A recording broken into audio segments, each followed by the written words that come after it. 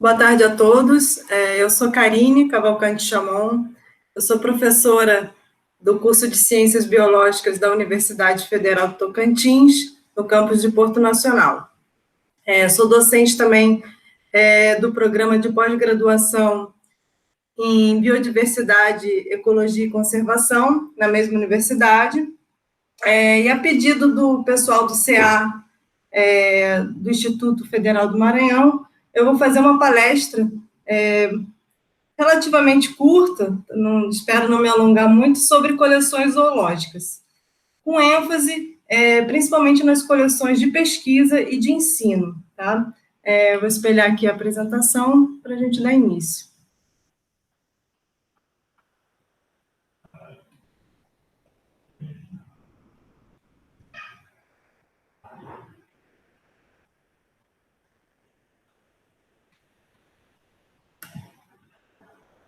Bom, então esse aí é o título, né, da palestra que a gente vai conversar hoje, Coleções Zoológicas e sua importância para a pesquisa e o ensino. Meu nome, né, eu sou do Laboratório de Ictiologia Sistemática, da Universidade Federal do Tocantins. Aí está o meu contato, mas lá para o final, no último slide, eu vou deixar o contato também para vocês, tá? Bom, quando a gente fala em coleção zoológica, né, a coleção zoológica ela faz parte de uma coleção biológica, tá? Uma coleção biológica ela pode ter um conceito bastante amplo, ou seja, são conjuntos de organismos inteiros ou parte destes devidamente preservados e organizados de modo a fornecer informações sobre a procedência, coleta e identificação de cada um de seus espécimes. Então, quando a gente pensa, né, em organismos dentro de uma coleção biológica, esse organismo não necessariamente precisa ser um espécime inteiro, tá? Vou dar um exemplo aqui de um peixe, que eu trabalho com peixe, né? Então, eu não necessariamente tenho que ter o exemplar inteiro, eu posso ter ali um esqueleto, né, daquele exemplar, como um exemplar dentro da coleção, uma coleção de tecido, né? Então, só um pedaço de tecido que é proveniente de um voucher, né, que aí, no caso, seria o peixe inteiro, então seria uma coleção separada, mas unificada, né, também com a coleção de espécimes. No caso de grandes mamíferos, por exemplo, a gente pode ter pegadas, né, impressões de pegadas também seriam partes aí desses organismos, tá? Outro exemplo, ninhos de passarinho também poderiam entrar aí também como parte desses organismos. No caso de coleções microbiológicas, a gente pode dar exemplos aí de lâminas, né, algumas placas contendo fungos, organismos coloniais, a gente pode ter só uma parte da colônia, plantas, né, em herbários, a gente vai ter ali partes daqueles organismos também. Então, nem sempre, né, a gente vai contar com um organismo inteiro dentro dessa coleção, tá? Alguns tópicos, né, para falar um pouco da importância de coleções biológicas em geral. As coleções, elas constituem centros de documentação histórica, tá, e de biodiversidade. São imprescindíveis para estudos taxonômicos, mas não apenas para estudos taxonômicos, mas ela serve de base para vários outros estudos dentro da biologia. Por exemplo, estudos em ecologia, em genética, em conservação, em filogeografia, né, filogenia molecular, filogenia morfológica, ou seja, uma série de outros estudos, né, podem precisar aí de material advindo de uma coleção biológica para que tenham um êxito no final. Além disso, oferece elementos para comprovação de toda a pesquisa pregressa. Vamos dar um exemplo disso. Você pega um estudo, uma descrição de espécie, uma revisão taxonômica de uma espécie, e aí vai ter uma lista de material examinado, né? Ou até mesmo uma tese, né, de alguma pessoa que fez uma tese sobre determinado grupo. Você vai lá naquela lista de material examinado e vai conseguir encontrar todo aquele material, né, que está depositado numa coleção. Então, com todos os passos, né, que aquele pesquisador fez na pesquisa dele, você consegue acessar aqueles passos. Por isso que é tão importante, né, ter tudo organizado, né, para poder colocar numa coleção, depositar numa coleção depois, tá? Armazena a diversidade biológica, são fontes de recursos genéticos, né, patrimônio genético. Além disso, a produção de insumos para diagnóstico, vacinas e medicamentos, né. Esse ponto aí, né, não é muito discutido quando se fala em coleções biológicas, porque a gente sempre pensa em zoologia ou botânica, mas quando se fala em micro-organismos e até mesmo coleções histológicas, né? Se for pegar lá Fiocruz, lá no Rio de Janeiro, Instituto Oswaldo Cruz, tem uma série de coleções que são exclusivamente direcionadas para a produção de vacinas e medicamentos, assim como o Butantan, né, no caso aí de soros antiofídicos e de vacinas também, tá? E, além disso, conta muito para a formação de recursos humanos. Se a gente for pensar também dentro da área da biologia, que é a nossa área, a gente tem uma série de estudantes, tanto de graduação como de pós-graduação, que vão precisar daquele acervo da coleção para desenvolver os seus trabalhos, ou seja, de monografia, trabalho de conclusão de curso, dissertações de mestrado, ou mesmo tese de doutorado, tá? Então, todo esse material, né, ele vai estar depositado numa coleção e vai ser muito importante para a formação desses recursos, tá? Aí, aqui, alguns exemplos de coleções biológicas, eu destaquei aqui, primeiramente, as coleções zoológicas, que é o que a gente vai conversar um pouquinho hoje. A gente também tem coleções botânicas, né, exemplo aí são herbários, microbiológicas, paleontológicas, arqueopaleontológicas e coleções histopatológicas, que descrevem uma série de evoluções de doença e de hospedeiro, né, para tentar ver um pouco dessa evolução parasito e hospedeiro, tá? Aqui só um breve histórico, que eu tentei sintetizar tudo aí num único slide, para não ficar uma coisa muito longa, sobre essa questão da coleção em si, tá? Lá na antiguidade, aproximadamente no século III a.C., lá na Alexandria, usava-se um termo chamado museum, né, que seria o templo das musas, tá? Essas musas eram as protetoras das artes e da ciência. Então, eram instituições super amplas que eram consagradas à pesquisa. Dentro dessas instituições, não raramente havia também jardim botânico, zoológicos, bibliotecas, laboratórios, observatórios, né, e eram frequentados pela uma certa classe dominante da época, tá?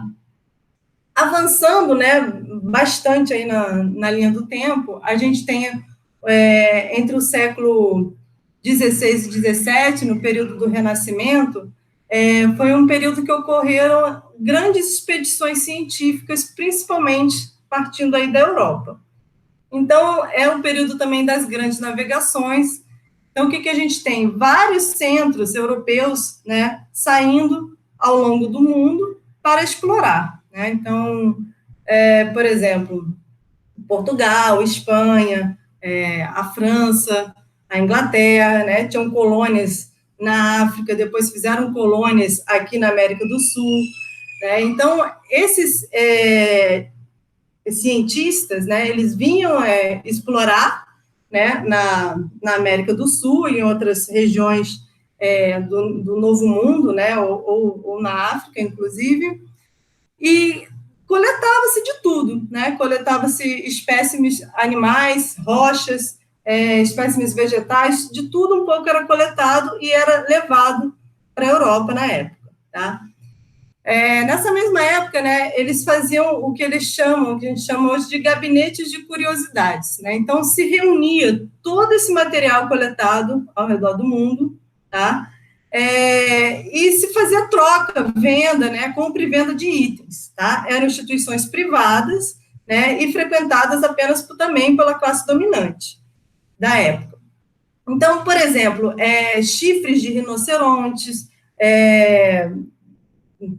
peixes exóticos, né, muitas vezes denominados como monstro de mares, enfim, uma série de artefatos, né, que eram trocados nesses gabinetes de curiosidade, tá? E é importante ressaltar que eram instituições privadas. Se a gente avança um pouquinho, né, no século XVIII, foi conhecido, ficou conhecido como o século da classificação, né, para os museus e coleções científicas, tá?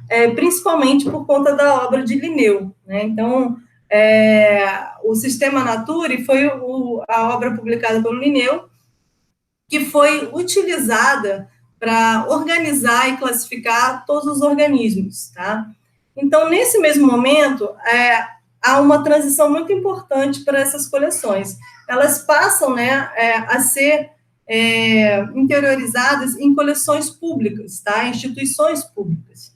E são organizadas todas de acordo com a classificação linneana.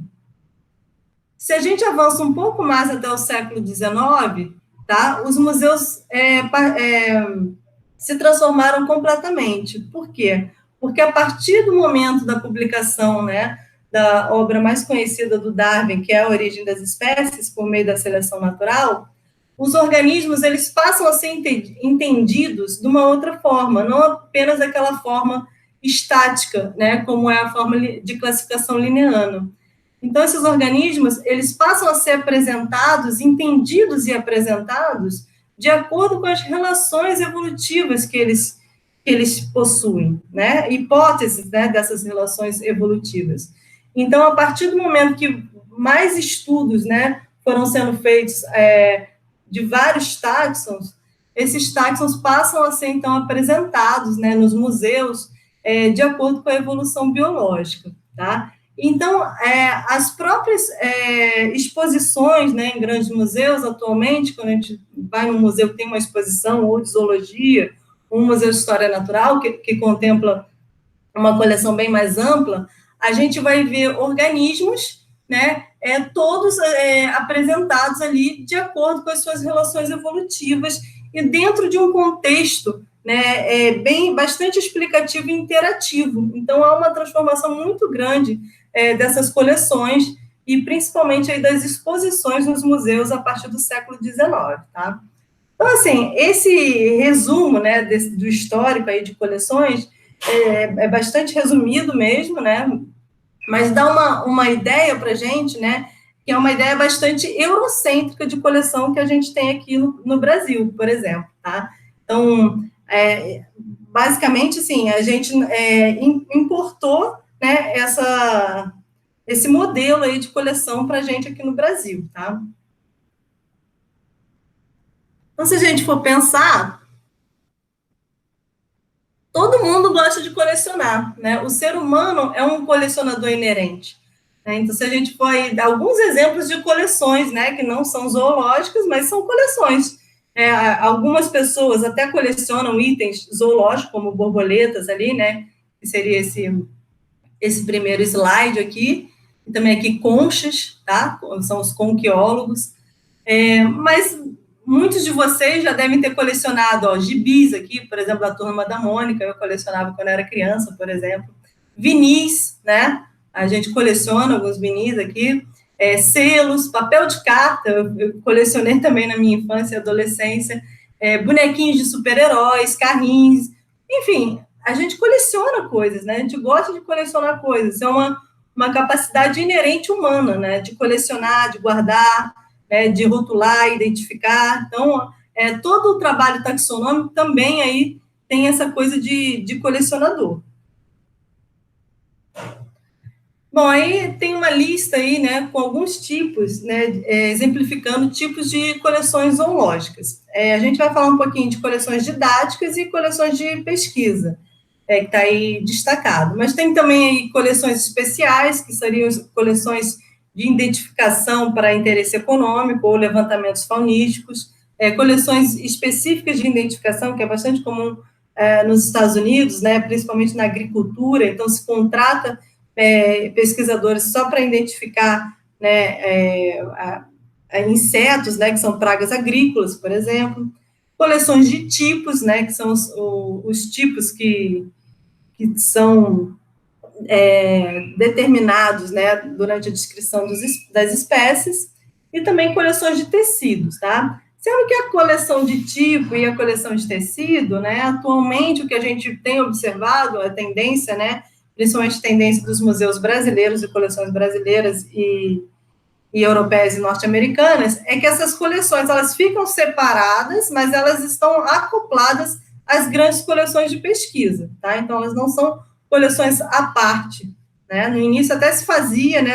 Antigamente até se fazia essa separação, mas atualmente a tendência é juntar essa coleção, ela fica atrelada sempre a uma coleção de pesquisa. Quando a gente fala em coleção didática, né, nessas coleções, o que a gente vai encontrar? Né? Uma série de material destinado ao ensino, a demonstrações e treinamento. Então, por exemplo, essa imagem aqui é aqui do nosso laboratório de zoologia, onde eu dou as aulas práticas de zoologia de vertebrados. Tá? Então, a gente tem material, né, de peixes, né, de anfíbios, de vários répteis, né, de mamíferos, então, uma série de material, né, de vertebrados. Esse material, ele é manuseado nas aulas práticas. Então, ele tem que ser um material que não é um material muito raro, né? Nesse tipo de coleção, então, a gente tem material que não precisa ter uma procedência exata, tá? Um material danificado, ele pode ser aproveitado numa coleção didática, né? Então, é um material que precisa ser reposto constantemente, porque como ele vai ser manuseado, ele pode ser danificado ao longo dos anos. Então, vira e mexe, a gente tem que fazer mais coletas, tem que fazer uma curadoria decente para que esse material fique, né, permaneça lá por muitos anos e seja utilizado durante bastante tempo, né? Então, aqui alguns exemplos de frascos, né, da coleção. Essa imagem aqui, né, essa aqui sou eu, jovem, né, faz um tempinho, no meu mestrado, a gente dissecando aqui um tubarãozinho, né, então é um material que ele vai ser danificado, né, ele vai ser muito manipulado, né, portanto, ele tem que ser sempre reposto. Então, diferente do material de coleção científica, né, ele pode ser um material sem procedência específica e com danificações, tá? Não tem problema. Tá? Então, a gente sempre destina, né, ao laboratório de aulas práticas ou às coleções didáticas esse tipo de material.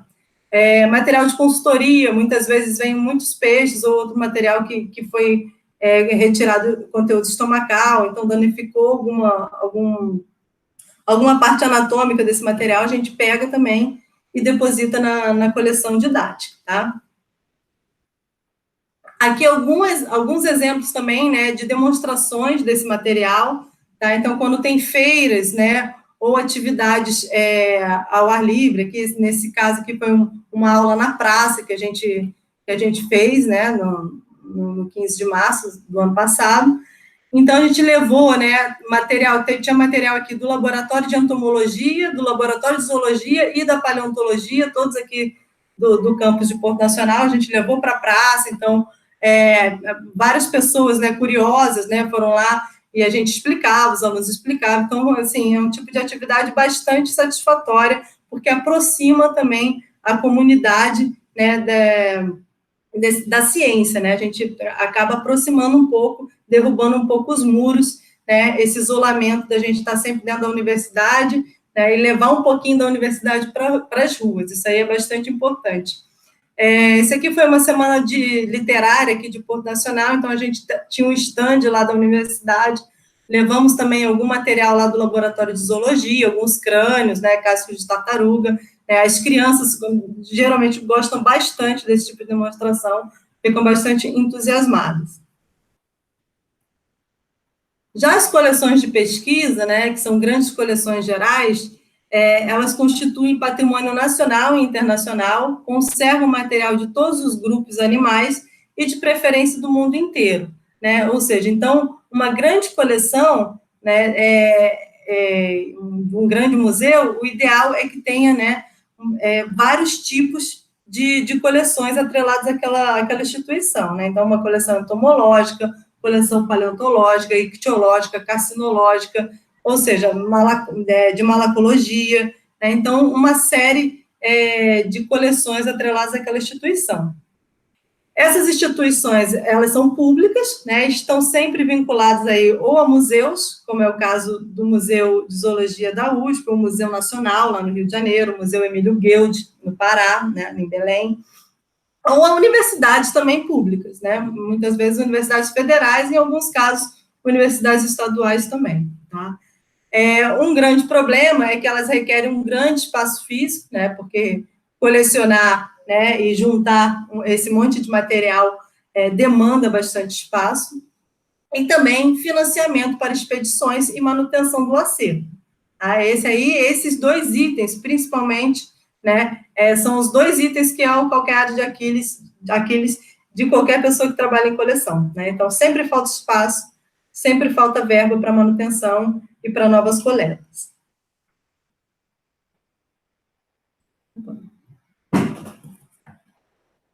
Bom, aí, como eu falei, né, até exemplifiquei esses 3 grandes museus que a gente tem aqui no Brasil, tá? Em ordem cronológica, o Museu Nacional foi o primeiro a ser criado, né, com a vinda da família real para o Brasil, em 1808. Depois, o Museu Paraense Emílio Guild, que foi criado em 1818, se eu não me engano. E, por fim, já mais no século XX, o Museu de Zoologia da USP, que fica localizado bem atrás do Museu da Independência, tá? E também são os 3 grandes museus com grandes coleções que a gente tem aqui no Brasil, tá? São os maiores em termos de acervo. Esses museus, né, eles sempre têm grandes exposições abertas ao público, tá? E isso é bastante importante, porque, mais uma vez, aproxima o público leigo, né, ao que a gente faz. Então, quando a gente vai num grande museu desse, visitar uma exposição, aqui exemplos do Museu de Zoologia da USP e do Smithsonian, lá nos Estados Unidos, o que a gente observa, né? Uma série de exemplares, né, de material taxidermizado, de esqueletos montados, de fósseis, né, acompanhando uma narrativa, né, e toda essa história, né, muitas vezes a pessoa vai lá, visita, mas ela não sabe, muitas vezes, que tem uma série de laboratórios, né, dentro dessas instituições, com pessoas, com pesquisadores, trabalhando com sistemática, com filogenia, né, com taxonomia, de diversos grupos, né? Muitas vezes as pessoas não sabem. Por quê? Porque o que se expõe, né, muitas vezes são réplicas, né, quando a gente fala de fósseis, aqui no caso, esse exemplo aqui do fóssil da preguiça gigante, muitas vezes são réplicas que são realizadas para exposição. Porque as peças raras, elas precisam ser guardadas longe do olhar do público, né, justamente para elas não se danificarem, não ficarem expostas à luz, né? Então, essas peças, elas vão ficar no subsolo, né, dentro de armários, né, dentro das coleções científicas, tá? Mas as exposições são importantíssimas para trazer esse público, né, para dentro aí dos museus e para tentar entender um pouco, né, da ciência que a gente faz, da pesquisa que a gente faz. Então, aí, eu gosto bastante desses trechos que foi retirado aí do Conselho Internacional de Museus, que exemplificam bem a importância, né, dos grandes museus de história natural. Os museus permitem pessoas a entender acervos como inspiração, conhecimento e entretenimento. São instituições que coletam, salvaguardam e tornam acessíveis artefatos e espécimes, os quais são mantidos para a sociedade. Um museu é uma instituição que coleta, documenta, preserva, exibe e interpreta evidências e sua informação associada para o benefício público. Algumas coleções também são chamadas de coleções de pesquisas regionais, né? Então, são coleções geralmente menores, né? E o que é interessante é que essas coleções, apesar de serem menores, elas reúnem espécimes de determinada localidade, área ou região geográfica, então elas têm uma grande importância, pois elas realizam um inventário quase que integral da fauna daquela localidade, tá? Em 2004, né, teve um programa, né, que é o PPBio, que é o Programa de Pesquisa em Biodiversidade, que era do CNPq, ele tinha três vertentes: inventários, coleções e programas temáticos. Então, esse programa, ele foi bastante importante, porque o que aconteceu? Ele intensificou, né, uma série de implementação aqui, ó, implementou uma série de pequenas coleções, né, nos interiores, né? Então, foi uma interiorização desse conhecimento, porque antes a gente só tinha coleções grandes e nas principais capitais do país, né? Com esse programa, né, várias pequenas coleções começaram a se reestruturar, tá? Então, intensificou bastante o estudo da biodiversidade e descentralizou a produção científica dos centros de desenvolvimento academicamente. Isso é muito importante também na formação de recursos humanos no interior do país. Então, a partir daí, também, vários programas novos de pós-graduação foram criados também, tá? A partir da década de 2000 para cá, né? A interiorização, ela foi bastante importante para o desenvolvimento regional de uma série de estados no interior do país. A exemplo disso, eu gostaria de citar um pouquinho do trabalho que a gente faz aqui na coleção de peixes, né, do Laboratório de Ictiologia e Sistemática aqui da UFT, tá? Então, aqui algumas imagens, né, lá da coleção. Aqui, em 2015, no final de 2015, a gente conseguiu aí compactadores, tá? A partir através da direção do campus, da própria UFT.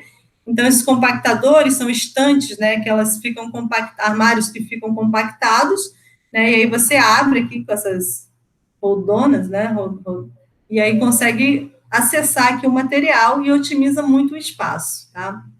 Então, atualmente, a gente tem aí mais ou menos mais de 20 mil lotes catalogados, né, tombados e catalogados, com esses armários compactadores, que otimizaram muito o espaço. Então, nessas estantes, a gente guarda aqui vidros, né, de até 3,5 litros, tá, de capacidade. E aí o material maior, né, como grandes raias, né, pirararas, poraquês, né, peixes maiores, a gente armazena aqui em tambores, né, esse tipo de tambores, ou bombonas, essas azuis e cinzas aqui, né, leiteiras da Milcam, e tanques, né, atualmente a gente usa essas caixas d'água, não seria o ideal, mas é o que dá para fazer, né, para alocar aqui essas grandes espécies, tá? A coleção de peixes também conta com a maior coleção de raias de água doce do planeta. Então, a gente tem bastante raia de água doce, todas provenientes, aqui todas as espécies provenientes da bacia do rio Tocantins-Araguaia, tá? Que é onde a gente está localizado. Então, só dando sequência aqui, ó, a gente tem também espécimes diafanizados, que são esses exemplares aqui. Aqui é o caso de um linguado de água doce, está diafanizado, e também em esqueleto seco, tá? Além de cerca de 600 parátipos. Os parátipos fazem parte da série típica, né, quando há uma descrição de uma nova espécie.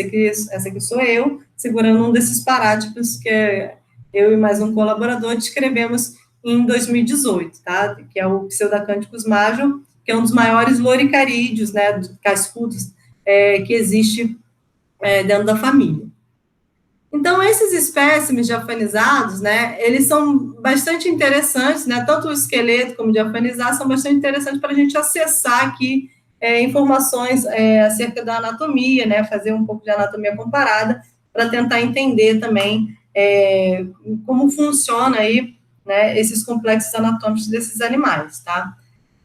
Para quem não conhece, nunca ouviu falar, né, eu vou dar uma explicadinha rapidinha o que é um espécime diafanizado ou um esqueleto, tá? A diafanização é tornar o material diáfano, ou seja, transparente, tá? Então, a gente coloca o peixe, primeiro faz um clareamento nele, né, com peróxido de hidrogênio, e faz uma série de processos químicos, né, de coragem, né, a gente colore, né, o peixe com 2 tipos de corante básico, né, um azul, que é o azul de alcian, que vai corar partículas mais cartilaginosas, e o vermelho de alizarina, que é o que vai corar os ossos, tá?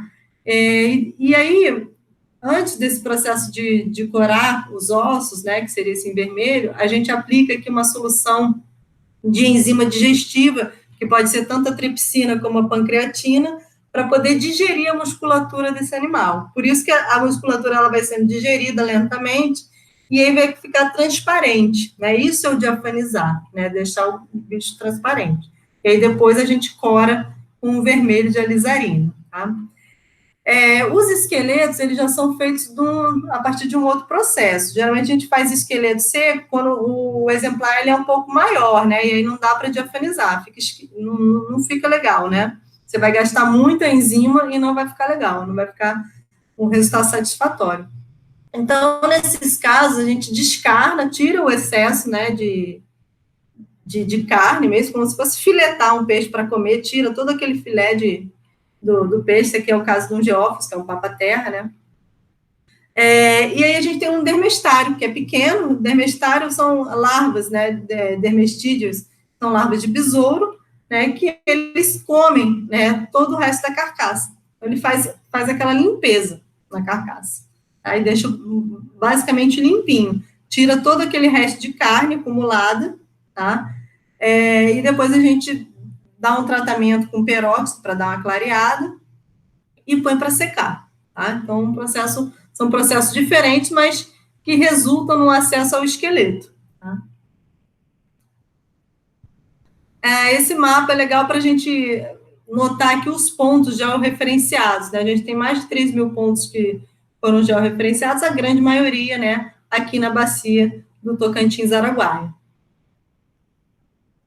Então, a coleção regional, né, ela vai fazer isso, né, vai coletar exaustivamente naquela região, tá? Então, vários empreendimentos hidrelétricos, né, que houve aqui no Rio Tocantins, principalmente, né, tá cheio de hidrelétrica, uma série desses eventos, né, dessas coletas, né, muito material dessas coletas, principalmente aqui de Lajeado, que é aqui perto, que é de Palmas, né, então muito desse material foi depositado na coleção de peixes da universidade.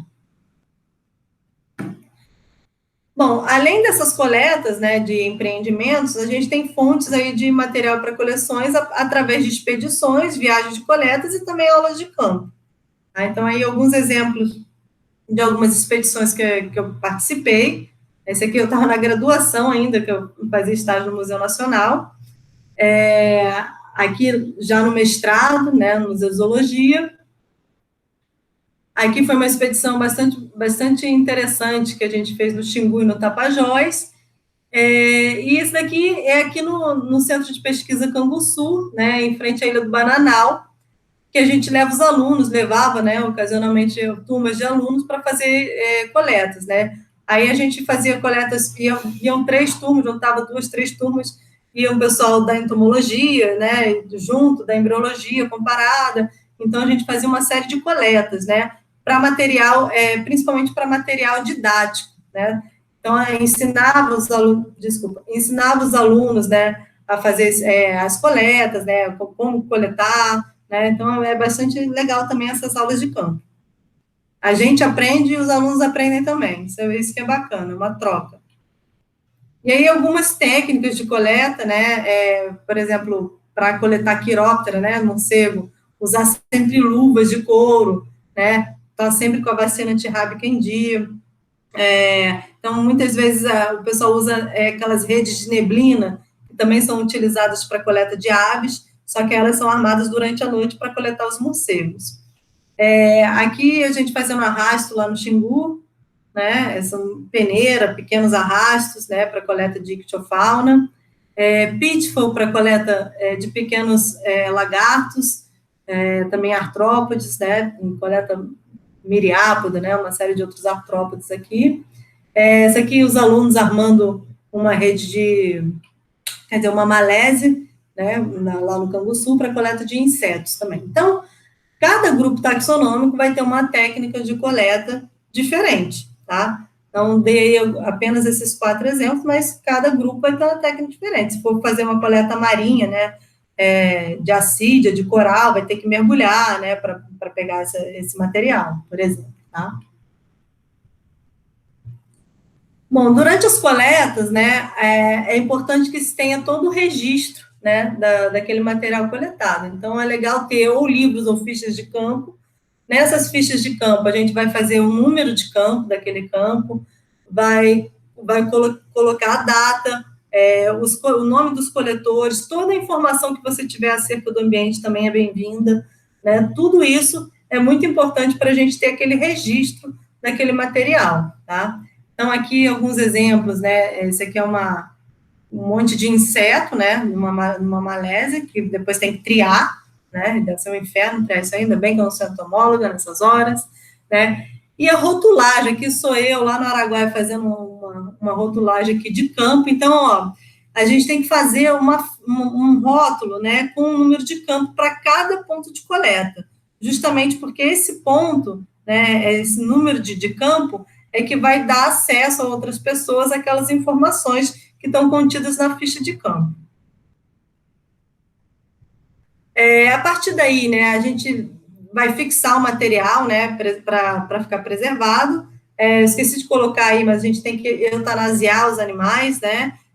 Peixe, a gente usa bastante o eugenol, que é o óleo de cravo, que funciona super bem, mas pode ser usado também lidocaína, né, ou xilocaína, né, para poder anestesiar esse material, tá?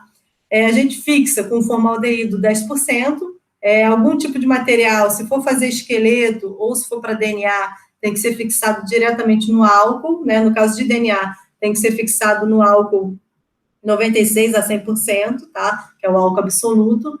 E todo o material, depois que é triado, ele vai ser preservado no álcool. Então, ele vai ficar um tempo no formol, para o formol fixar bem aquele material, né? Mais ou menos uma semana já é um tempo necessário, e depois ele vai ser transferido para o álcool para aí ser armazenado dentro da coleção. Alguns exemplos de técnicas de preservação, tá? Então, a gente pode preservar por via seca, a partir de peles, né, através da taxidermia, isso é muito utilizado em aves e mamíferos, né, então, a remoção do sangue, dejeções e secreções, né, então, fica apenas a pele, ou então, as penas, né, no caso das aves, e aí eles são preenchidos ali por algodão. Os ossos, né, a gente pode fazer através de solventes, ou então dermestídeos, que é o caso que eu comentei anteriormente, que a gente faz aqui no laboratório. As conchas, né, o que se fazem é remoção aqui do animal internamente, né, e depois uma boa limpeza, né, para remover todo o animal. Então, o animal é posto no álcool, né, e aí a concha é preservada de uma outra maneira. E os exoesqueletos de artrópoda, né, de insetos, eles são secados em estufa, né, simplesmente secos, né, e etiquetados, né, e guardados em gavetas, né, são alfinetados lá e guardados em gavetas. O material úmido, né, como eu falei, a via de fixação é o formol, e depois esse material é transferido para o álcool, tá? Então, isso aqui é uma imagem, né, de uma triagem, né, a triagem nada mais é do que separar, né? Então, a gente separa, né, o material por espécies, separa, conta, replica aquela etiqueta, né, aquela etiqueta do número de campo, né, daquele evento de coleta, vai em cada um desses frascos, tá? E aí, depois, a gente senta na lupa para identificar bem aquele material, para ter certeza, né, falando entre aspas, porque em ciência a gente nunca tem certeza, mas para ter, né, mais precisão daquela identificação, e daí a gente vai depositar, fazer o tombo daquele material na coleção científica. Então, o acesso desse material à coleção, né, ele é muito importante, porque precisa ter uma organização para facilitar esse acesso. Então, aqui alguns exemplos, né, de grandes coleções aqui, entomológicas, né, coleções de aves, né, então, e aqui de pequenos mamíferos, né, de roedores. Então, tem uma série de gavetas, né, onde a pele, ou então, ó, aqui os animais, as aves taxidermizadas, né, são guardadas, e aqui, no caso, os insetos são guardados em gavetas entomológicas também, tá? Aqui, coleções de via úmida, né, com compactadores parecidos, né, com o que a gente tem aqui. Então, aqui o compactador fechado, aqui aberto.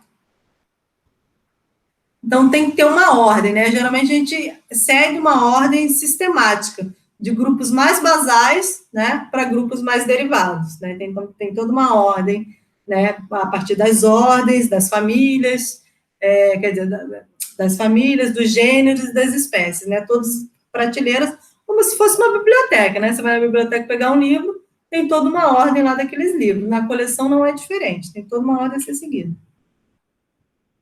Então, assim, esse trabalho de curadoria, né, a curadoria não é só esse trabalho de organizar, mas também a zeladoria e decisões de manejo das coleções também são funções aí do curador, né? Então, precisa ter exames periódicos, né, para ver como é que está o material, evitar incidência de luz, de umidade, de pó, acrescentar ou substituir periodicamente esses produtos defensivos nas coleções secas.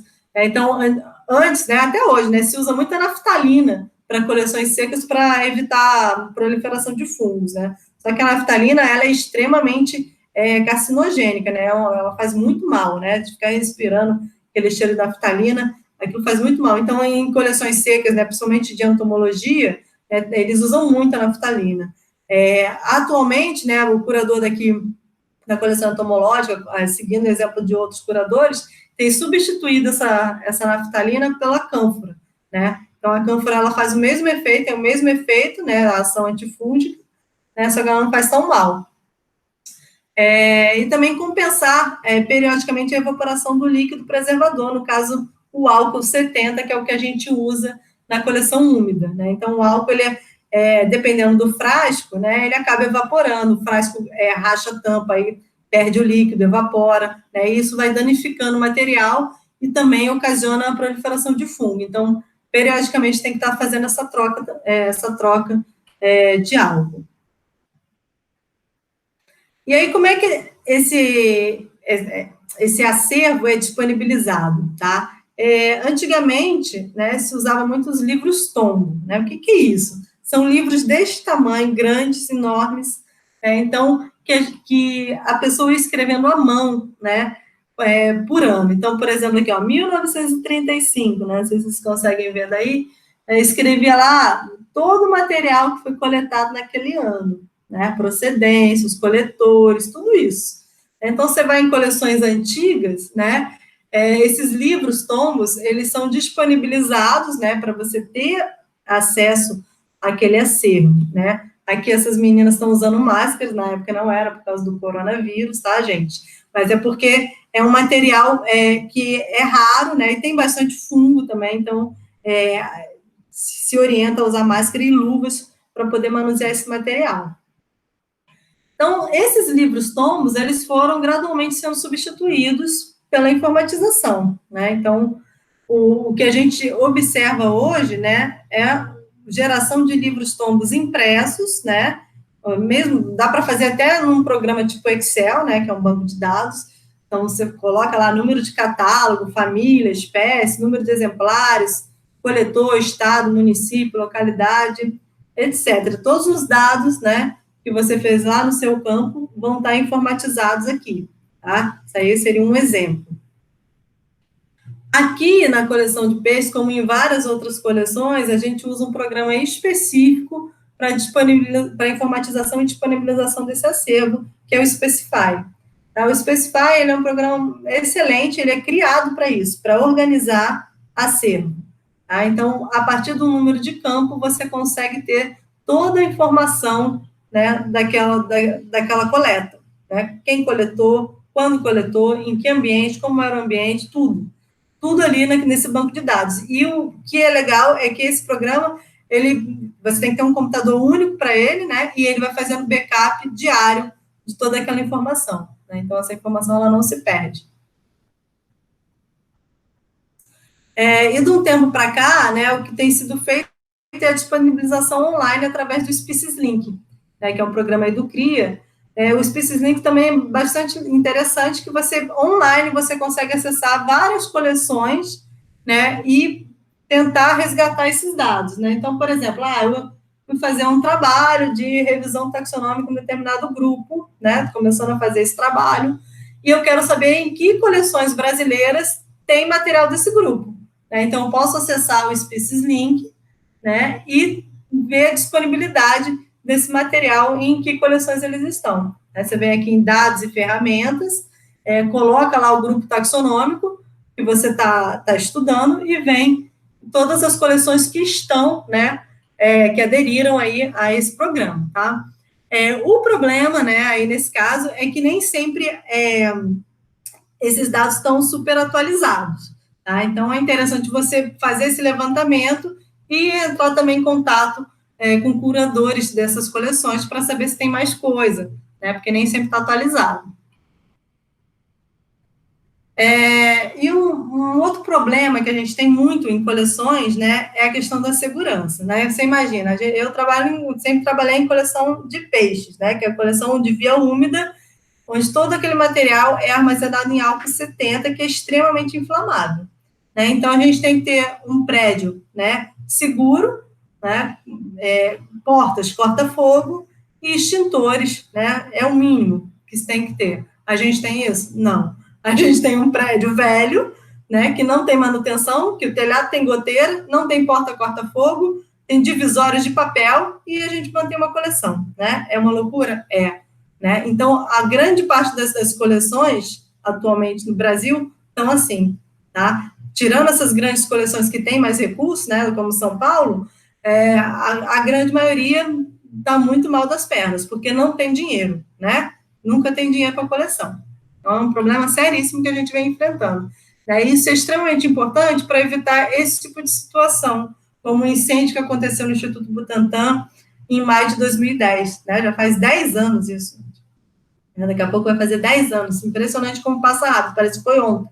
Né? Então, durante esse incêndio, né, houve perda quase completa do material. Né? Para quem não conhece o Instituto Butantan em São Paulo, ele é uma coleção de referência, né, em serpentes, né, em opilhões e em aracnídeos, né, em aranhas também, escorpiões, e eles criam lá, né, fazem, né, uma série de soros antiofídicos, né, soros também para veneno de aranha, de escorpião, né, então é uma instituição muito importante. E vários colegas que na época estavam trabalhando, desenvolvendo dissertações e teses com aquele material, perderam todo o material, né, todo o acervo do seu trabalho. Né? Então, é uma situação bastante desesperadora. Né? É bem complicado. E mais recentemente, em setembro de 2018, mais especificamente no dia 3 de setembro, que é o dia do biólogo, eu me lembro muito bem desse dia, né, o Museu Nacional pegou fogo, né, vocês devem ter visto isso aí na casa de vocês, né, foi uma comoção, né, eu chorei quando eu vi essas imagens, eu particularmente que eu sou carioca, eu fiz grande parte da minha iniciação científica no Museu Nacional, né, então tenho vários amigos, colegas lá, então eu fiquei muito triste com essa situação, né, uma situação desesperadora, coleções, né, que foram dizimadas, né, pesquisadores, colegas que perderam todo o acervo da coleção, tá, então muito triste mesmo, né, e a gente pensar que, assim, os diretores alertaram as autoridades diversas vezes e nada foi feito para fazer a manutenção do prédio. Né? No caso, aí, como é um patrimônio histórico, a restauração, não pode fazer simplesmente uma manutenção, né? Tem que fazer uma licitação e abrir a restauração, tá?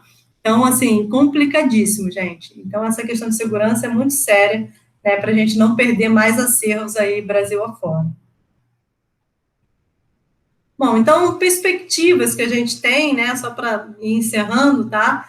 Espaço físico, né, as coleções demandam espaço físico, né, recursos financeiros justamente para fazer essas manutenções adequadas ou construção de novos prédios, né, de prédios adequados para guardar esse acervo, né, o esforço de pesquisadores é o que tem mantido, né, muitas vezes grandes coleções, né, todo mundo que trabalha em coleção já deve ter comprado material do próprio bolso, como luvas, né, álcool, né, todo mundo que eu conheço já fez isso, pinças, né, esses pequenas coisas, pequenos valores, mas que a gente está sempre repondo, todo mundo que trabalha em coleção faz isso, né, infelizmente, né, novas áreas atreladas, né, como a pesquisa aí na área de molecular, que tem crescido bastante, né, então o ideal seria que todas as coleções fossem adequadas também para ter coleções de tecidos, com freezers modernos, para guardar esses tecidos, tá? Isso aí seria o sonho de qualquer coleção.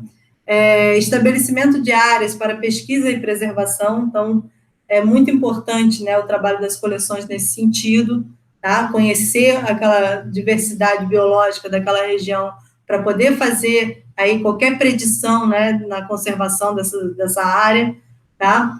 Além de pesquisas, tanto no Brasil quanto no mundo, né? Então, grande parte das pesquisas realizadas, né, na área de taxonomia, né, na zoologia e na botânica no Brasil e no mundo, vem a partir aí do material de coleções científicas, tá? Então, trabalhos publicados, tudo isso a partir aí de material de coleção.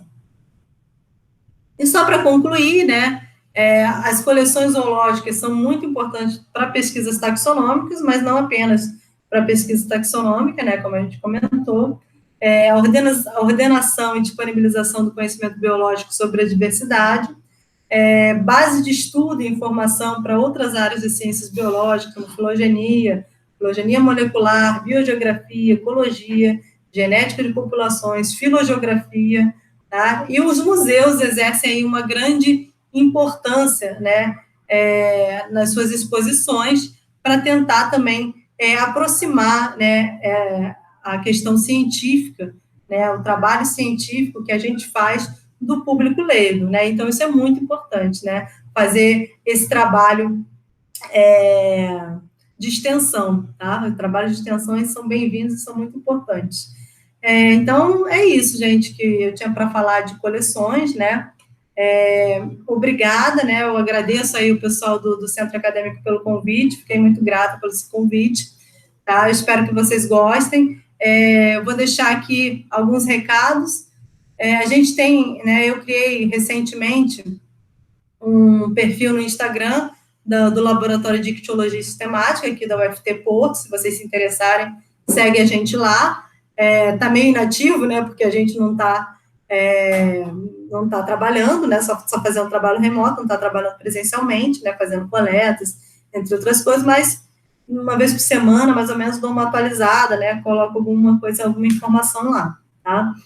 E eu queria deixar só um recado claro, assim, né, para vocês são aí do Maranhão, o Maranhão está numa situação bastante complicada, né, eu tenho acompanhado aqui, né, assim como o Rio de Janeiro, minha família está lá, a gente fica aflito, tá? Então, assim, se você pode, fique em casa, não minimize o problema da pandemia, porque o negócio está sério, está grave, são milhares de pessoas mortas, né, então, assim, várias famílias, né, que não vão ver seus entes queridos, né, então, gente, ó, fique em casa, fica seguro, fica com a sua família, protege quem você ama, lavem suas mãozinhas, passem álcool gel, usem máscara, né, quando precisarem sair para mercado, né, saiam só em última necessidade, tá? Então, assim, fiquem tranquilos, né, é difícil, né, mas a gente tem que manter a calma, fiquem tranquilos, e se você pode, fique em casa, por favor, tá? Tá aí meu e-mail, mais uma vez, quem quiser trocar uma ideia, se tiver alguma dúvida, foi meio rápido, meio resumido, mas eu espero que vocês tenham gostado, tá? Tá meu e-mail aí, vocês podem me contactar, tá? E segue a gente lá no Instagram, tá? Um abraço a todos.